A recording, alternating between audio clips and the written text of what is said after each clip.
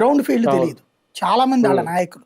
మీ Congress party ఇదివరకు ఆంధ్రప్రదేశ్లో, ఉమ్మడి ఆంధ్రప్రదేశ్లో చూస్తే సరిహద్దు జిల్లాల్లో ఖచ్చితంగా విజయాలు వాళ్ళే ఉంటాయి, టీడీపీ వాళ్ళే తక్కువ ఉంటాయి.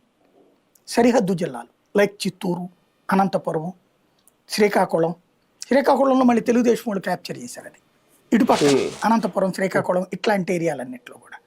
ఎందుకని సాధ్యమయ్యేది? కర్ణాటక, తమిళనాడు ఈ సరిహద్దుల్లో అక్కడ పోల్ మేనేజ్మెంట్ ఉంటుంది.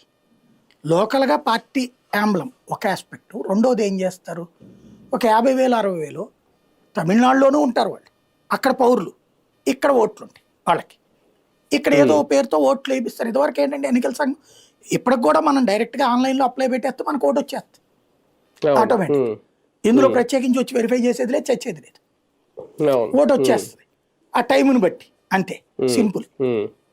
తీసుకున్న తర్వాత మనం వేసేస్తాం, వీళ్ళు ఆన్లైన్లో అప్లై చేపిస్తారు. ఇదివరకు ఏంటంటే రాయిపించాలి ఓటు, అప్పట్లో పార్టీలే రాయిపించి, ఎవరు రాసేది? మన ఎంఆర్ఓ కార్యాలయం, మన రెవెన్యూ వాళ్ళు, మన మున్సిపాలిటీ వాళ్ళు. ఇదిగో మనోడు సో పేరు రాసుకోయా, తండ్రి పేరు ఇది, భర్త పేరు ఇది అంటే, కాదు వీళ్ళు ఎక్కడోళ్ళు కాదు కదండి అని చెప్పేది ఎవడు? ఇక్కడ లేదు. అట్లాగా ఓట్లు సృష్టించేశారు వాళ్ళకి.